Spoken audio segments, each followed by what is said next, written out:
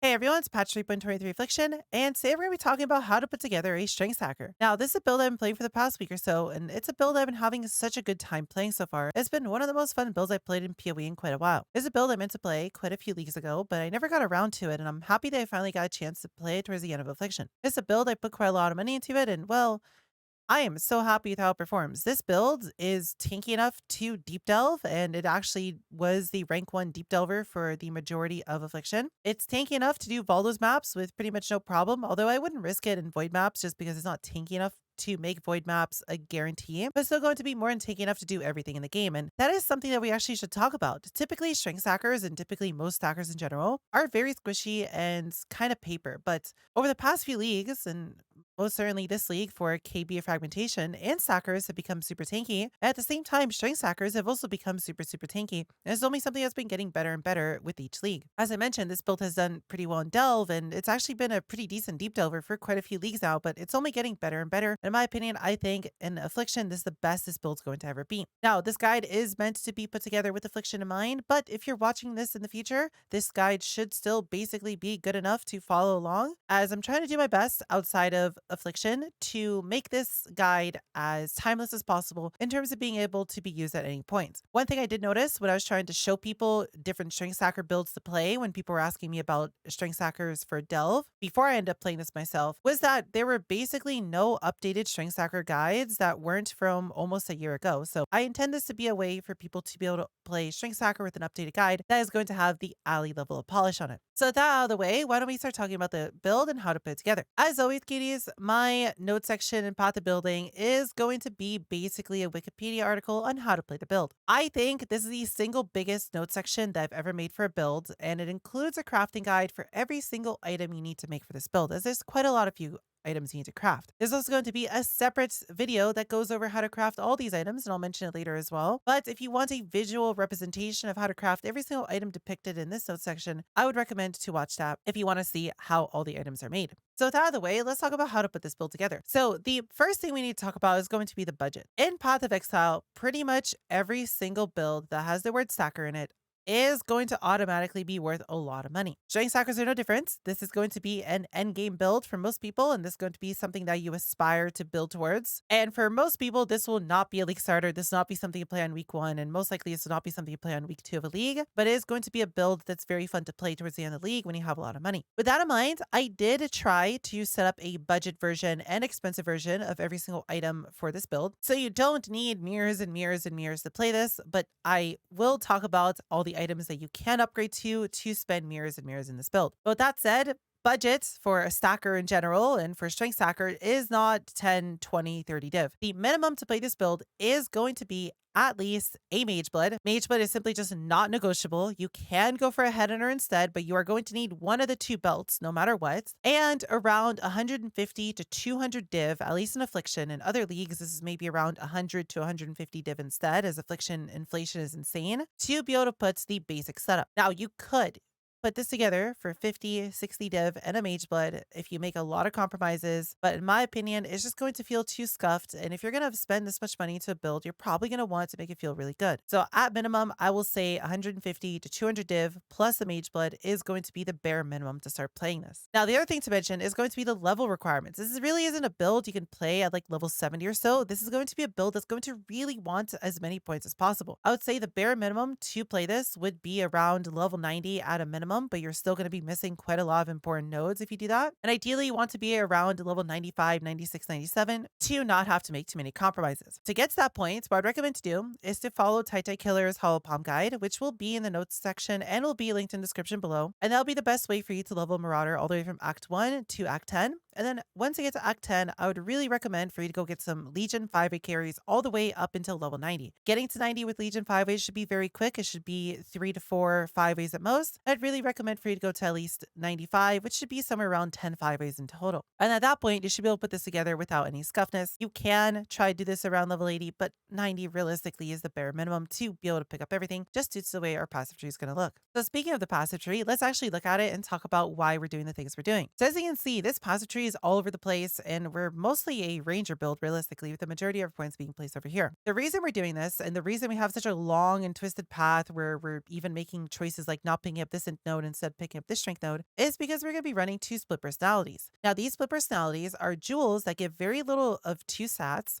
but for every single passive point that is between them and the start of your tree, they are going to be 25% more powerful. That means this split personality, which is supposed to give us 5 strength and 5 dexterity, is giving us 100 strength and 60 dexterity simply because it has something like 500% increased effect due to all the length that we've added to our tree. Now, some versions of this strength stacker build do opt to path upwards at the start by eternal youth to make the tree a little bit longer. But personally, I didn't find a reason for you to do this. It's a little bit less strength, but still going to hit all the breakpoints that you need, while at the same time allowing you to path right by prismatic skin, allowing you to get prismatic skin, which is going to make you a lot tankier. And the 10 dex node here is going to make up for the lost dexterity on your split personality by not having a little bit of extra length. The rest of our tree is going to be very simple. We need to path up to the top to get Iron Will. As you can see, Iron Will is basically all of our DPS. We will talk more about this in the skills section in a second, but basically this whole build is going to take a very large amount of strength. We're going to get a lot of flat damage from the strength, but at the same time we're also going to get a lot of spell damage, and then we are going to run a Vaal Mage's Cry, which is then going to convert all this spell damage into attack damage at a higher multiplier, meaning we're effectively multiplying our damage for free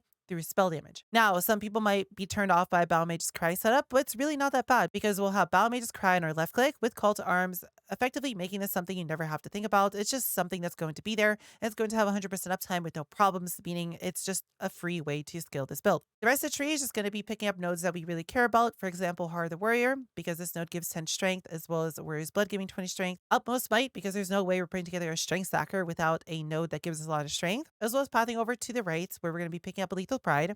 It's going to give us a large amount of strength. If you look at our strength, we're currently at 2.1k. If you were to take this off, we go down to 1.8k, meaning this Lethal Pride is worth a lot of strength, as well as picking up a lot of good nodes within it. We'll talk about this in its own section as well. We're then pathing down to Point Blank, because Point Blank is going to be a very large DPS increase for this build, especially due to the mechanics of how this build actually works, as well as putting 1 over 2 cluster jewels over here. We're then going to path up to pick up Magebane, as it's going to be how we get spell suppression cap in this build, as we're going to have just enough dexterity between all the decks we pick up on the tree, between the spell suppression on our gloves, and between the spell suppression we pick up at the node over here to be able to spell suppress cap, which is going to be a very large portion of our defensive layers. Lastly, we are picking up Wind Dancer, because Wind Dancer is a great defensive layer.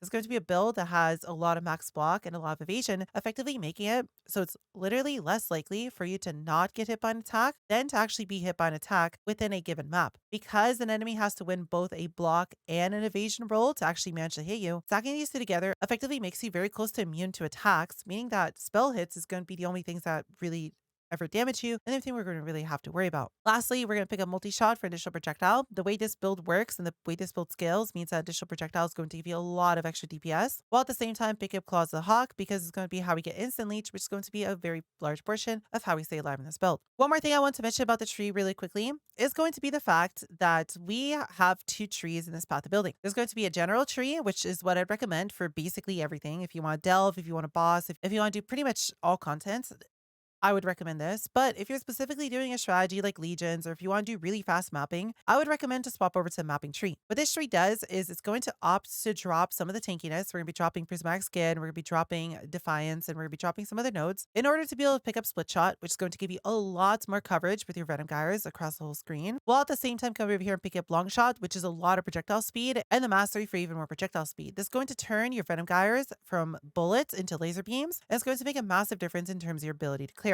Again, for most content, you don't really need to do this, but if you really do feel like you want more clear in your build, this is the best way to get more clear in your build. Moving on next, let's talk about our Ascendancy. So we're going to be playing this build as a Berserker. Berserker is the only option that makes sense in this build, simply because we don't really need the tanky as a Juggernaut. We're already more than tanky enough, plus Juggernaut has a lot of really bad nodes. We don't need anything Chieftain gives us, so Berserker is just a really good synergistic pick with our build. First, I'm going to pick up Aspect of Carnage just because it's 40% more damage, and we don't really care about taking 10% more damage. We're so tanky that this 10% increased damage taken is going to literally not even exist, and you're not going to pay attention to it. We're then going to also be picking up Warbringer, which is going to give us Rage if we have less than 25 Rage, and because we're running a Red Blade banner, which means we have infinite power, this will always give us full Rage. If we go in game and look at my Rage really quickly, I have none. As soon as I press Vaal Mage's Cry, I always go to full. What we could do then is run a Berserk with this, and then we can have really good Berserk uptime simply because of this interaction. fraction. Every time I go below 20 rage, if I just press my Battle Mage's Cry again, which you can see has a very low cooldown, I immediately go to full rage. And because my Battle Mage's Cry is such a low cooldown, I can get, if I'm really fast, 3 rotations of this in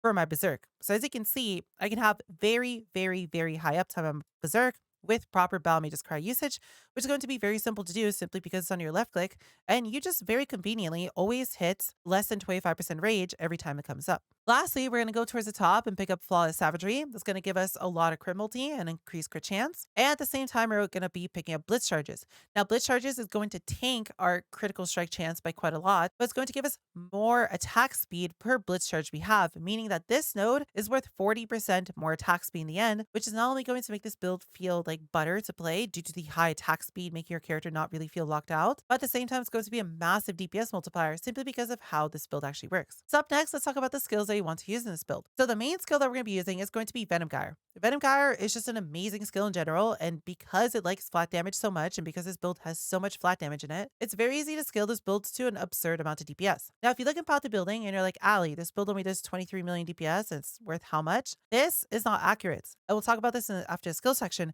but simply because of due to how Venom Gyre works, one, it's a little bit difficult to actually calculate Venom Gyre DPS, but this PoB building, when being played correctly, is doing somewhere around 500 million DPS or so, simply because of the shotgunning that Venom Gyre will allow us to do. We're going to be adding in a fork, and ideally you'd have an Awakened fork at a higher budget level, as this is simply the best single target and clear support we can put in here. Again, because of how this build is going to work, the forks are going to give us additional projectiles, and however many extra projectiles we can fit into our build means we are going to do substantially more shotgunning damage later on. We're going to be adding in a volatility because our minimum damage is already so low, and we're not actually scaling our minimum damage much. If we look at the main scaler in this build, it's going to come from Replica Alberon's Warpath. And Alberon's Warpath gives us 1 to 80 chaos damage per 80 strength. Because the low end is so low, we don't really care that volatility is reducing our less damage by so much because it's already basically none. But it's because we're getting such high highs from Alberon's Warpath, the more attack damage is going to make this gem effectively the single best gem we can put in this slot. We're then going to be adding in Awakened Void Manipulation because there's nothing else that skills us faster in this, and we don't care about the no elemental damage since Alberon's Warpath already makes us do no elemental damage. We're going to be adding in a increased critical strikes because we need to make up for the less critical strike chance that Blitz Charges are giving us. And lastly, we're going to be adding in Nightblade. Nightblade is going to give us a lot of crit multi and a lot of crit chance, but the only downside is we can't use Nightblade with anything but claws or daggers, which is okay because claws are going to be by far the best base for this build anyways. The other thing Nightblade gives us is elusive when we crit, which is basically permanent elusive uptime, which not only is a massive movement speed multiplier, but it's also a way for us to take less damage, as elusive gives us a 15% chance to avoid all damage from hits, making this a really good addition to our build. As for the other main thing that we really care about is a 4-link Whirling Blade setup. This is going to be a Whirling Blades with Power Charge and Crit because the Whirling Blade itself is going to have very high crit chance, so it's going to be how we get our power charges. A Cast and Crit because again the crit chance is very high and we're going to be spamming a lot of Whirling Blades in this build. And a Hydrosphere because a Hydrosphere is just another source of us being able to hit something to proc the fork on our Venom Gyre. To add to this, we're going to have some supports with Berserk and Blood Rage. Blood Rage is going to be a turn on once and forget in the map, as going to keep itself up very easily. And on bosses, because it lasts 11 seconds, you won't really have to press it that often. It's also going to be how we get our frenzy charges in this build. And then Berserk, as you saw, because of our Ascendancy, we're going to be able to have insane Berserk uptime, making the DPS padding and the EHP padding of Berserk that Berserk likes to show in PoB building actually very true, as we have somewhere around 70 to 80% Berserk uptime in this build, making all these numbers actually fairly close to what they're actually going to be giving us. Up next, we're going to have a Battle Mage's Cry setup. This is going to be the bread and butter of this build, and it's going to be where all of your DPS comes from. What Battle Mage's Cry does is it takes any sort of increased spell damage, and it's going to make the spell damage work for attacks. The thing about this is it's a multiplier. So at maximum power, it's going to give us 150% of spell damage as damage for attacks. And because we're going to be running a Red Blade banner, which means we have infinite power on our war cries, we are always going to be hitting the 30 power threshold simply because it's going to give us effectively infinite power, which means we don't have to worry about having enough monsters around us to always hit that. The other nice thing about Battle Mage's Cry is every time we exert an attack with it, it's going to trigger whatever it's linked to. So in this case, we have an Enhance, which is going to make the Battle Mage's Cry last longer, as well as a Sniper's Mark, which is going to be great because we don't need to mark on hit the Sniper's Mark, meaning we both benefit from the increased effect of Enhance, and we don't have to deal with the less effect of mark on hit. And a Tornado, because Tornado is just a really great way of doing more damage. Tornado is effectively 10% more damage on whatever the tornado is on top of. This is another source of being able to hit for the sake of fork through our Venom Gyre, just in the same way that we are using a Hydrosphere to have more things to hit for our forks, while also taking 10% of the damage that would have been done to a tornado as it counts as an enemy and pulsate it outwards, not only giving us 10% more free damage on bosses, but also giving us essentially a little bit more due to it consistently forking additional projectiles for us. Now, the thing you may be asking here is how do we actually trigger those exerts? Because Venom Gyre is not a melee attack, it's a projectile attack. Well, that's why we also have Whirling Blades in this build. Not only does Whirling Blades massively synergize with Venom Gyre and the way Venom Gyre actually works, but it's because we're not taking the passive that makes it so our movement skills cannot be exerted. That means that because Whirling Blades is an attack, this is how we use all of our exerts to proc a bunch of free tornadoes and a bunch of free sniper marks. Lastly, we have our auras. We're simply going to be running a Grace, a Purity of Elements, and Defiance banner. The Defiance banner is simply going to be here to give us additional evasion rating while also reducing the critical strike chance of enemies, which is a really big portion of how we're going to stay alive, as we don't really have a good way to mitigate crits in this build, as well as Purity of Elements just being how we are going to be immune to all elements while also needing this to be able to hit res cap. Lastly, the Grace is in here because we're going to be playing Grace and Block together, which are two amazing defensive layer when we stack together. And then finally, we have an Immortal Call with an increased duration and cast when damage taken. That's going to be kept to level 3, so we can add it to a level 1 cast when damage taken to be able to proc this as fast as we can. And the nice thing is, because we're going to be anointing Aggressive Bastion, which is going to give us an Endurance Charge on kill, which is going to be very consistent, we are going to very easily always have maximum Endurance Charges for every time the Immortal Call comes up, making this substantially stronger and making this a really good reduction to any sort of big physical hits we take. So moving on next, I want to talk about one of the most important things about this build, and that is simply just how Venom Gyre works. Venom Gyre is a very particular skill that, if you combine it properly with Whirling Blades, can give you an unbelievable amount of DPS. As I mentioned earlier, the 23 million DPS that shows up in Path of Building is not accurate at all. That DPS is technically the DPS of one of these projectiles hitting a singular monster if you were to just hold down the button.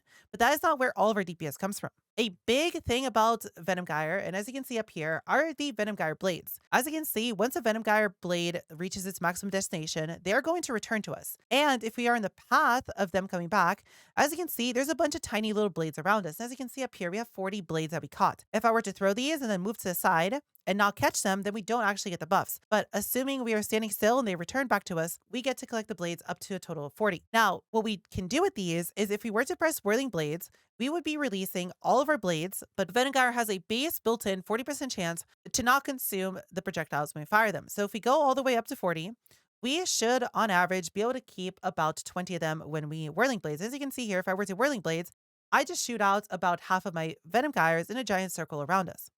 Now, one thing I want to mention about this is if you notice exactly when that happens, it's about halfway through the animation of Whirling Blades.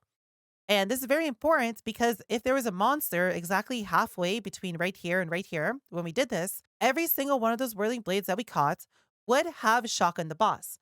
That means if I were to go to 40 blades like this and I do this, I shot 40 blades around me and all 40 of those blades would have shotgunned the same enemy. Now what we could do is combine this with other sources to generate more projectiles. That is why we're running fork in this, which means one of the projectiles that we shoot will always fork, as all these can't hit the same monster, meaning we would have 5 projectiles. That's why we have Sniper's Mark as well, as every time we hit the monster, that projectile that not only is forking is going to generate an additional 5 projectiles. And that's why we're running in Tornado, which means that the main projectile doesn't hit the monster can also fork off of the Tornado and fork off the Hydrosphere, meaning under optimal conditions, we would have 3 of these 4 projectiles fork, generating 2 additional projectiles, meaning instead of just shooting 4, we would have 7 projectiles. And when we combine in Sniper's Mark, we would have 12 projectiles when taking into consideration Sniper's Mark. When we combine that with our very high attack speed, if we, for example, have in Blood Rage and Berserk, we can shoot and generate quite a lot of projectiles very, very quickly. Now, as you can see, we can't really catch all these and make use of them, but what we could do is we could sit here and Whirling Blades while the projectiles are coming back to us. So what I could do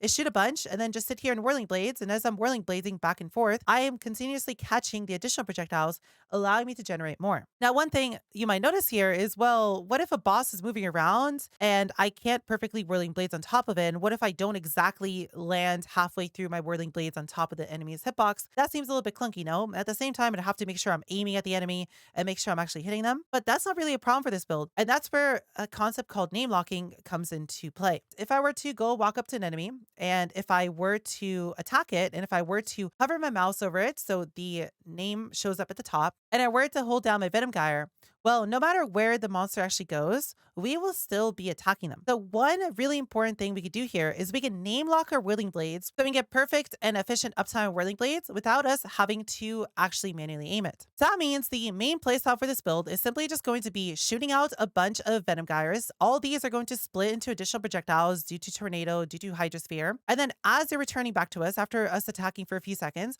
we just want to sit there and whirling blades as fast as we can through an enemy while the additional projectiles are coming back to us. So what we're going to do is we're going to quickly showcase how all this would play out by doing a Maven. I'm not going to attempt to kill the Maven. All I'm going to do is just show you how name locking with a whirling blade specifically would work. And then we could showcase what the DPS of this would look like when putting all of it together. So first off, to name lock, all I have to do is just hover over Maven and then start my whirling blades. As you can see, as long as she's on my screen, I will continuously be perfectly whirling blazing through Maven, no matter where she goes. If she were to teleport away, assuming she doesn't teleport too far away, my character immediately starts chasing her down. Now, what we want to do with this is we would want to shoot a bunch of Venom Gyres, and as they're coming back to us, we just want to sit here and Venom Gyre through Maven. This will make sure we shoot all of our projectiles, and we just simply want to repeat the process over and over again. And as you can see here, if we want to put all of it together, what this would look like would be to shoot a bunch of whirling blades and then just sit here and name lock through her. And as you can see, she'll just get shotgun by all them, shoot a bunch of whirling blades again, and just sit here and name lock as we catch all of them, and she'll die very quickly. Now, in this showcase, I'm purposely not using all of my attack speed ramps so I don't kill the Maven too quickly so you can actually see what is happening. But in practice, this shotgunning and this damage is extremely, extremely high, and it can kill a boss very, very quickly.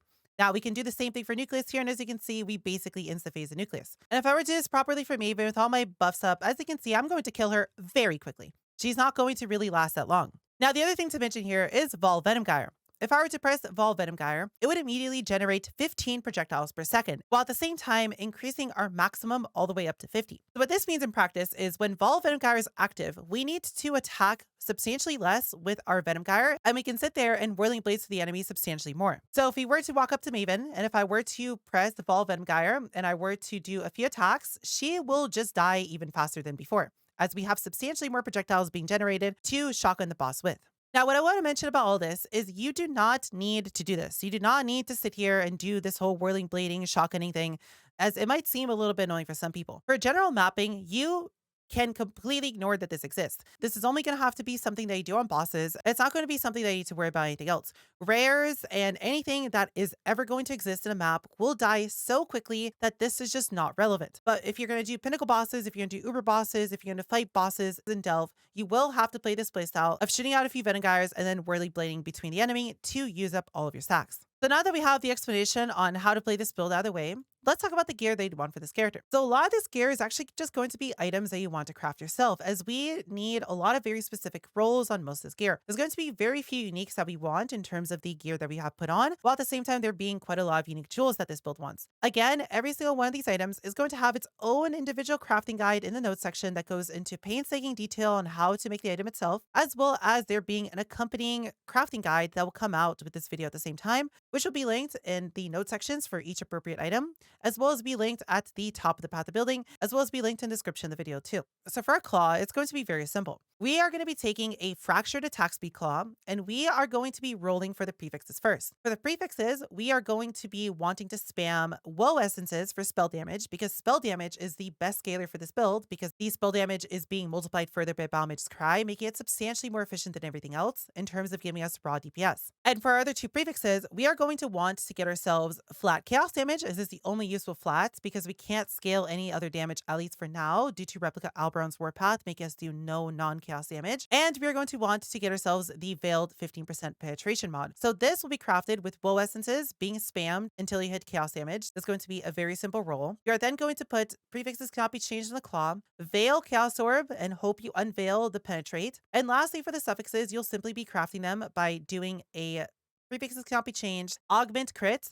Hopefully you hit crit multi, which is a 50-50, followed by a craft of the strength and crit chance hybrid, which is required for you to actually have enough intelligence to be able to put on all of your gems. For a shield, the only option for this build is going to be a red blade banner. This is not only going to make it so your Balmage's Cry has a very low cooldown, but it's also going to make it so there's infinite power, so your Balmage's Cry is always as powerful as it can be without you having to have monsters around you. Ideally, you want to look for a +1 maximum chance to block attack damage roll on it, as this is going to be a very cheap corrupt, And blocking is going to be one of the major ways this build is going to stay alive. For our helmet's going to be a little bit expensive. For this, we want to look for a Warlord helmet that has elevated accuracy rating on it, a essence strength roll, and ideally a little bit of crit multi. Finally, we want to get the 8% physical damage taken from hits as fire craft on it as going to be a great defensive layer. This is going to be a little bit annoying to craft, but it's still not that bad. What you're going to do for this is you're going to start with a Warlord line pelts. We do not want a Blizzard Crown as we currently don't have a way to use the flat cold damage to scale our damage further. And this will be something that we talk about later in terms of how we'll be using this in the ring section. But for now, pre-original sin, we are going to want to use a line pelt for more evasion rating. And this is going to be crafted by spamming Rage Essences for guaranteed strength on a Warlord helmet until you hit the accuracy rating roll. You're then going to want to give yourself an open suffix, and then you're going to put suffixes cannot be changed on the helmet, and you're going to be reforging crit chance. The reason we're doing reforge over augment is because it's way too expensive to do augment, and if you feel like prefixes, that's okay. It's substantially cheaper, and it's overall better to risk the prefixes getting filled. That is going to give you a guaranteed crit multi-roll on the helmet because it's also a Warlord mod, and it's the only crit mod. And then what we're going to do is we're going to take an Orb of Dominance, and we are going to 50-50 on either it upgrading the crit multi or elevating it, or upgrading the accuracy rating and elevating it. The reason we need this mod specifically is because this is going to be how we get our accuracy rating cap. Every single point of strength is going to give us 1 point of accuracy rating. And later on, we're going to be adding in a undeniable flesh and flame, which is going to give us accuracy rating equal to twice our strength, as well as 1% attack speed per 150 accuracy rating. So even though it's going to massively accuracy rating cap us, this is still going to generate a lot of accuracy when added in with undeniable, which means undeniable is going to give us a large amount of attack speed, which is going to feel really nice. The other thing about this is the elevated version of the roll also gives us 1% crit chance per 10 strength, which means it's going to be where most of the crit chance in this build is going to come from. After we get elevated accuracy rating, we're then going to put suffixes cannot be changed on the helmet one more time, augmenting crit again to get the crit multi roll back, and simply finishing the craft with getting fizz taken as fire. Now, unfortunately, getting flat life or getting any other sort of useful roll on this helmet is going to be a little bit too pricey, so we're simply just going to accept whatever prefixes it gets and just move on. For our chest plates, we are going to be using an Iron Fortress. This is the only valid chest plate for this build, simply due to how well it synergizes with strength stackers. First off, not only does it give us just 100 flat strength, as can go up to 120, but it's also going to give us 1% block chance per 50 strength, and with the amount of strength we have in this build, we're going to be block capping very easily due to this, and it's going to be how we actually get over our block chance, as well as making it so strength damage bonus gives 3% increased melee damage per 10 strength. And this is going to be substantially better than the 1% melee per 5 strength, which is 2% melee per 5 strength, which means we're effectively going to be getting a free 1% extra melee physical damage per 10 strength that we have. The other thing to mention as well is that the 3% increased effect is also propagated to Iron Will, effectively making Iron Will 33% more efficient at converting damage over to spell power, which then converted over to damage through Bound Mage's Cry. The only way you can make this better is by obviously looking for a higher strength roll, but another thing I might recommend is for you to potentially look for a corrupt on these, since they're so easy to get a half decent one. In my opinion, I wouldn't recommend to go for any of the plus gem ones as they're a very small DPS increase due to attacks not really scaling very well off of it. So instead, what I would recommend is for you to actually go for 50% reduced extra crit damage taken from crits. This is a very powerful roll, and it's going to give you a massive defensive layer. And in my opinion, this roll is massively undervalued by a lot of builds, and this should be the corruptive choice. Moving on next to our gloves, these gloves are going to be very important. This is going to be how we get all of our spell suppression cap. These gloves, with their 24% spell suppression, when combined with Mage Bane and all the dexterity that we have, as well as the 1 spell suppression wheel on the tree, is going to give us exactly 100% spell suppress. Now, the thing about these is you are going to need to get perfect spell suppress as an Eldritch Implicit. The reason for this being, as we absolutely needed to say 10% spell suppress to actually get enough spell suppression. In terms of crafting these gloves, it's very simple. You're either going to start with a fractured spell suppress base, and it has to be 14%, not 13%, or a fractured 16% attack speed base. But all we're going to be doing is simply rolling with Rage Essences to guarantee strength until we either hit T1 attack speed or T1 spell suppress. And then for the prefixes, we are simply going to be using Eldritch Chaos Orbs to spam the prefixes and reroll them until we get tier 2 or higher of 2 of the following 3 mods. We either want T2 or higher flat life, flat evasion rating, or percent evasion rating. All 3 prefixes are simply just going to be getting as much evasion rating in life as possible, and then we're simply going to be crafting the last ones. So for example, in these gloves, we have T2 evasion rating and T2% evasion rating with crafted life. As for the Eldritch Implicits, you are going to need to perfect the spell suppress, and there's a whole guide on how to do that in the note section as well as in the crafting guide. And then we're going to be just putting on the Searing Exarch attack speed roll on it to finish them off. For our boots, the only choice for this build is going to be Replica Alberon's Warpath. This is going to be where we get all of the scaling in this build, and it's going to basically be the majority of our DPS. Alberon's Warpath gives us 1 to 80 chaos damage per 80 strength, and this is why we're running volatility in this build, because we don't really care about the less minimum since we're barely getting any minimum anyways, but we're getting quite a lot of maximum. Not only that, but Alberon's gives us 18% increased strength, and these should be very cheap to get pretty much at any point in the league. For our amulet's going to be very simple. We simply just want to get ourselves a synthesized percent increased strength amulet, and we are going to want to put on strength, crit multi, chaos resistance, as well as life and non-channeling. These are very simple to craft by simply focusing on these suffixes first by rolling with crit multi essences until we hit T1 strength, and then using an augment chaos to guarantee chaos resistance on it, as well as spamming exalted orbs and suffixes cannot be changed scour until we hit a decent life roll, and finishing off the craft by putting non-channeling skills on it. Now, eventually, this amulet will be upgraded to a simplex, but simplexes are very, very expensive. Simplexes are an amulet that gives us only 1 prefix and 2 suffix modifiers, but those modifiers are going to be 100% stronger. That means we can get ourselves a simplex amulet that looks something like this,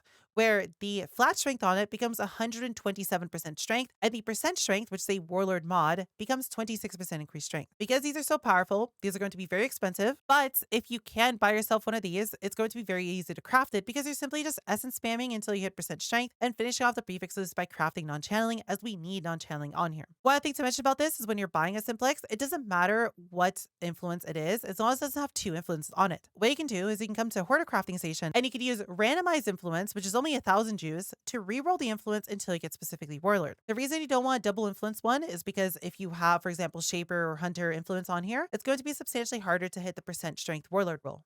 Moving on next to our rings, we're going to want 2 copies of the same ring. Moving on next to our rings, now these are going to change quite a bit depending on your budget level. So at the most entry version of this build, all you're going to want to do is get yourself a fractured chaos resistance ring, which we are then going to craft with crit multi score and essences until we hit T1 strength, and then simply just using exalted orbs and scouring to hit T3 or higher life with a non-channeling craft on it. You ideally want to get these on an amethyst ring base so you get a lot of chaos resistance, but you can also opt for any other ring base if a fractured chaos resistance amethyst ring is a little bit too expensive. Moving on next to a higher budget level, we are going to want to basically get the same exact ring, except we're going to want to get it as a synthesized ring. This means we can get ourselves a 6% increased strength synth base, which means we are going to get substantially more strength than the base ring could give us. These are going to be a little bit harder to craft as we cannot start with a fractured roll on it. The way these are going to be made is the same way, through using score and crit multi essences until we get T1 strength. Then we're going to be putting on suffixes cannot be changed, augmenting chaos to get a guaranteed chaos res roll on it, and we're going to hope it's a high roll, and then following it up by spamming exalted orbs with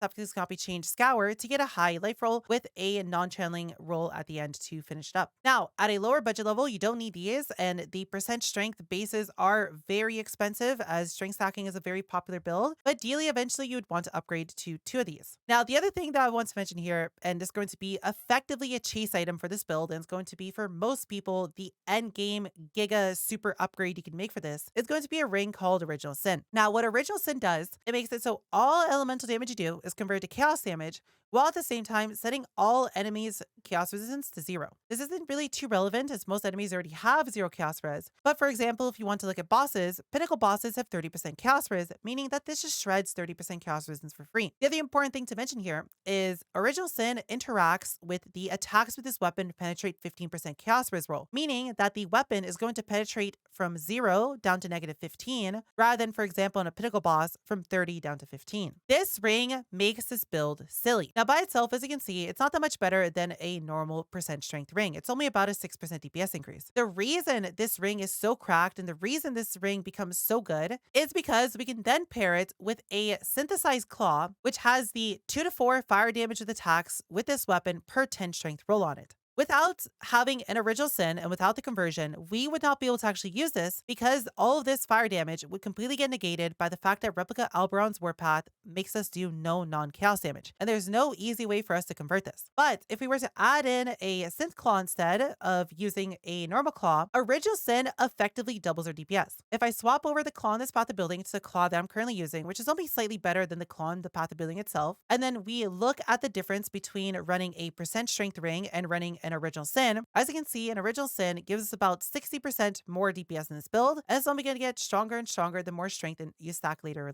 on. Because of how powerful this is, and because of how many builds currently want an Original Sin in it, there's so many builds that built around this. This ring is very expensive and is typically a Mirror Plus. Because of that, this is going to be a very, very high-end upgrade, and you are just going to have to drop one of your rings for it, but it is highly worth it. It makes this build go from very strong to just silly. But again, you do have to keep in mind you're also going to need a synthesized claw to actually see any sort of DPS increase from getting yourself an Original Sin. But until then, you can just run 2 synth rings just as normal with 6% strength on them, or you don't even really need the synth rings to play this build. You can very easily play this with just fractured rings with a different implicit on them. I know a lot of people ask me this question, Allie, do you actually need Original Sin to play this? And no, it's just Original Sin effectively doubles the DPS of this build, but it's by no means mandatory. Moving on next from that, let's talk about our belts. So the only belt we're going to be able to use in this build is Mageblood. Without a Mageblood, this build really doesn't work. The problem with this build is we kind of need all the suffixes on every single piece of gear that we actually have. For example, on our helmets, we need our suffixes to be crit multi, accuracy rating, strength. On our gloves, we need them to be spell suppression, attack speed is way too good to pass out on, and we need strength. And then for our rings, the same thing. We need crit multi, we need strength, and we really need chaos resistance. And because of that, we really just can't fit resistances anywhere else. So because of that, you really need a Mageblood because we're going to be running a ruby, a topaz, and a sapphire flask, which are all going to give us increased resistances, and these are going to effectively res cap us by themselves. But at the same time, they also give less cold damage, lightning damage, and fire damage taken, which scales with increased effect, meaning that all these flasks are giving us about 40% less elemental damage taken. As you can see in our build, if we swap back over to the general tree, we only have 78, 77, and 77 resistances, meaning if we get hit by any sort of elemental damage, we're kind of paper, especially if we get hit by an elemental attack. The chance of us getting hit by an elemental attack are small because our evasion rating and our block chance are super high, but if any do make it through, we kind of get smacked really hard. For a spell, it's a little bit better because we have spell suppression, but the nice thing about this is not only do these give us free resistances, but they're going to stack with spell suppression, meaning we don't actually take any sort of damage from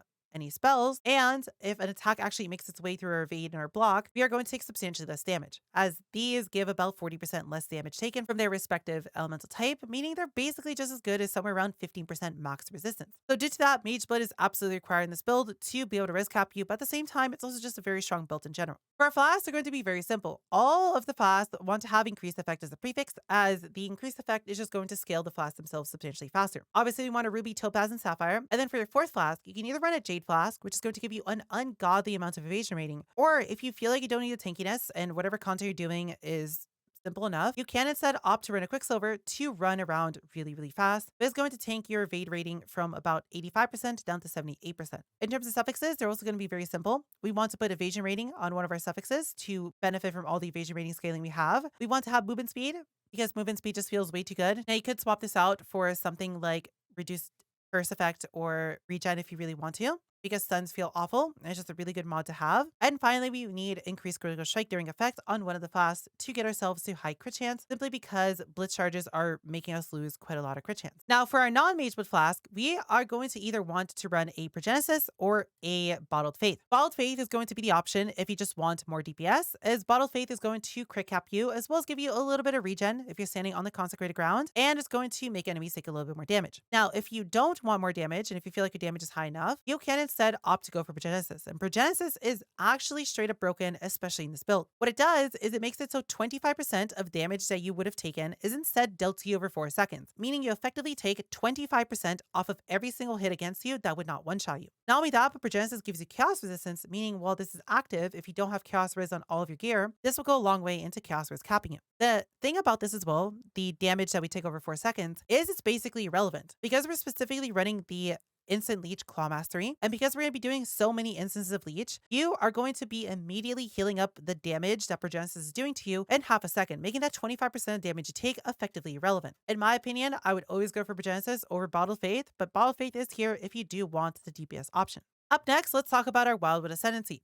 Now, if you are watching this guide outside of Affliction, this part isn't relevant and this won't really make any difference. But if you are following this in Affliction, let's talk about how to put together the charms for this. Now, the charms are going to be very, very simple. We only want 2 specific mods in all these charms. We are going to want percent strength and 3% maximum chance to block attack damage rolls. Now, these are very cheap, and if you want to get yourself cheaper versions of them, if these become too pricey, you can look for a lower percent strength roll. I would not give up the 3% max block. I would not look for 1 or 2%. I would always get 3% because it's going to feel way too good to pass out on. And instead, I would just look for 6% or 7% increased strength instead of 8%, like 8% too expensive.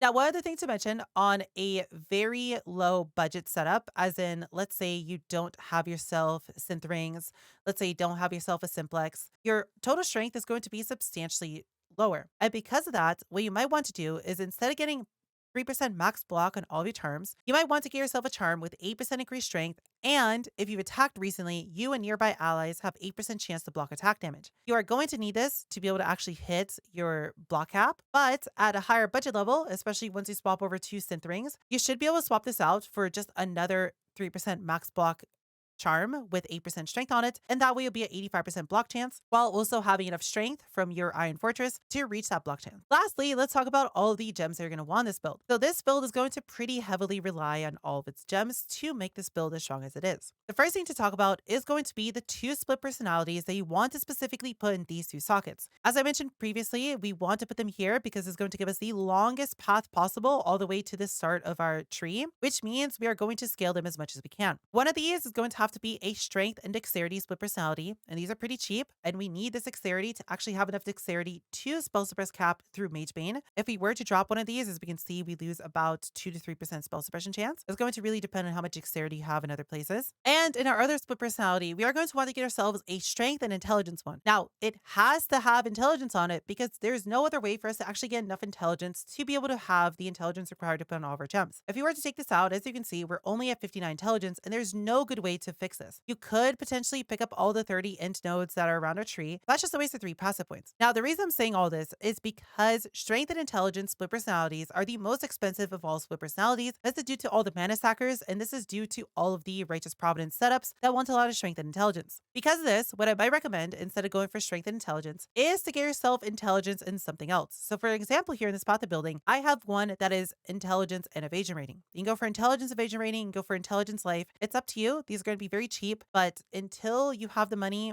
to upgrade yourself to a strength intelligence one, you are going to have to settle for just an intelligence plus something else one, but we need the intelligence roll. Another jewel that we're going to be using in this build is going to be an inertia. Now this is going to go in this socket specifically. Now what this is going to do is it's going to turn these 5 10 dex nodes into strength nodes instead, meaning that this jewel in this spot is about 140 extra strength when adding the 24 strength that it actually gives us. You can opt to drop this and instead use this for a different jewel if you want, but honestly I don't really think there's anything stronger than inertia to put in the socket. Lastly, for our other jewels, we're just simply going to be running all the other good jewels that you typically see in most builds. We're including in a Emperor's Mastery. This is just a jewel that gives us increased global defenses, which means we're going to get a lot of free evasion rating, and it's going to give us 7% increased attributes. This is going to be important because this 7% increased attributes means 7% more intelligence, which gives us just enough intelligence to be able to put everything on, while at the same time also giving us 7% increased strength. You can put this anywhere, and I would really recommend to get yourself a 7% roll, and you can just simply divine it because the only roll on this jewel is the attribute roll. You'll either roll 5, 6, or 7%, so just a 1 in 3 chance. And honestly, for how expensive this jewel is, spending 1 or 2 divs to get yourself a max roll version of it really isn't asking for too much. For our Watcher's Eye, we're going to want a very specific Watcher's Eye. We are going to specifically need to get ourselves 8% chance to evade attack hits while affected by Grace. We don't really have a good way of getting to 95% evasion rating, and 95% is ideal, but the 8% evade is going to go a long way to helping us get there. Now, ideally, eventually, at very high budget levels, you are going to be dropping a lot of chaos resistance, mostly in your amulets and your rings, and because of that, you're going to need to pick that chaos resistance up somewhere. Now, your ideal 2 mod Watcher's Eye is going to be the Grace evasion rating roll and the Chaos Resistance Purity of Elements roll, as is going to be where all of your Chaos Resistance is going to come from once you do move up to a higher budget version of this build. Now, this combo is very expensive, so this isn't really something you have to worry about, especially since you're super over Chaos Resist capped anyways, especially if you turn off the Progenesis. But this is going to be ideal. Now, what you could do instead at a lower budget level, and until you can't afford this, is to instead run any of the other Purity of Elements rolls that make you take physical damage taken as either cold,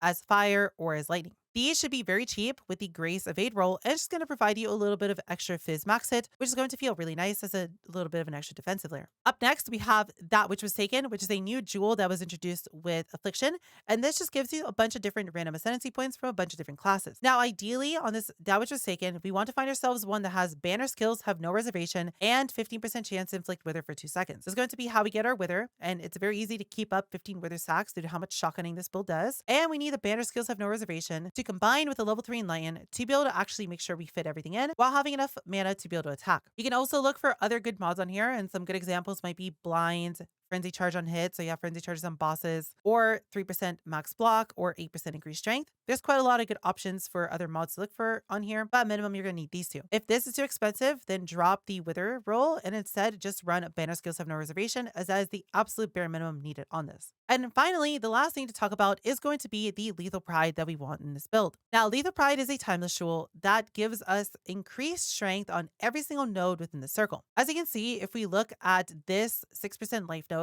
you can see that's also given us 4% strength. And if we were to look at this specific Lethal Pride, we can see that our strength goes from 2.2k all the way down to 1.9k, meaning that for one jewel socket, this is a lot of strength. Now, there are going to be a lot of combinations for this Lethal Pride that are good. The one you see here in the spot the building is the single best one that is possible for a strength stacker. This one is typically a little bit expensive. This one in particular is 8% Warcry buff effect on Golem's Blood, which makes the multiplication effect of Balmage's Cry even better. It goes from 150 all the way up to around 200% with enough buff effect. 5% strength on Vigor, 5% strength on Bravery, 5% strength on Master the Arena, 8% Warcry buff effect on R the Gladiator, and 20 strength on Fury Bolts. Now, another nice bonus here is because we're picking up Defiance, because we need the block chance, it also has 8% Fizz taken as fire, meaning that there is no single better jewel than this for this build. Now, again, this is going to be very expensive, and I want to showcase you how you can find yourself a Lethal Pride for this build that's going to be cheaper. So finding jewels for this is going to be very simple. You just want to simply go down to the bottom of the tree and click this Find Timeless Jewel button. This is then going to give you this pop-up,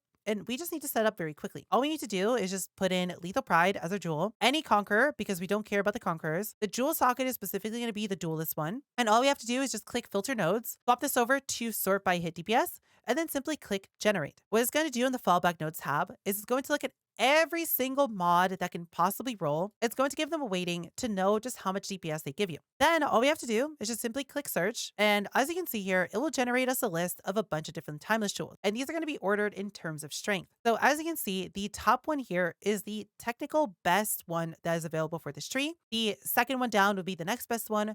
The third one down would be the third best one, so on and so forth. As you can see at the bottom, the combined node weights is a way for you to compare these to each other in terms of how much DPS they give you, in terms of how much DPS path the building actually thinks they're giving you. And all we have to do is just simply click copy trade URL, and then it's going to give you a copy paste that if we simply just go into the trade website and paste, it's going to show you all of those jewels. Now, if these are too expensive, what you can do is simply just go and click copy next trade URL again. It's going to copy the next 4 down, and we can just simply put these in here and see if any of these are cheaper. As we can see, this one right here, 16,878 is only a div. And as we can see, that one is a weight of 28. And when we compare it to the top one, which has a weight of 31, we can see that's not that much worse. Now, if this one were to get bought out and there were only these for 10 div, 20 div, 30 div, well, we wouldn't want to buy any of those. We can just simply click copy trade URL again, paste it in here again, and see if any of these are cheap. And as you can see, there's a bunch of 1 div ones in here. What I'm trying to say here is don't settle for paying 10, 20, 30 div for one of these. Just simply keep hitting copy next trade URL until you find yourself a jewel that is within your price budget. Obviously, the further down you go, the worse and worse these are going to get, but it's going to be marginal as the majority of the power in this is simply going to come from the flat strength that's added onto all the small nodes. As you can see, there are literally thousands of these combos for jewels that will give you some sort of DPS increase, so you can be pretty picky and find yourself something that makes sense within your budget. But if you do want to set up a best in slot setup, 16,578 is straight up unbeatable for this build, but it's always going to be very expensive. This is typically a few hundred div. And that is everything that there is to talk about in this build. I absolutely love my time playing this build, and this is one of the most fun builds and one of the zoomiest builds I've ever played in PoE. And honestly, I have been enjoying my time with it so much. It's been a wonderful time. If you have any questions, cuties, please feel free to leave them in the comments below. I'll try to answer them as soon as I can. And you can always come by my Twitch and ask me any questions there. If you just want to come by Twitch and just hang out with all the cuties, I would also appreciate that. But other than that, I hope you enjoyed the video, and I hope to see you cuties in the next guide.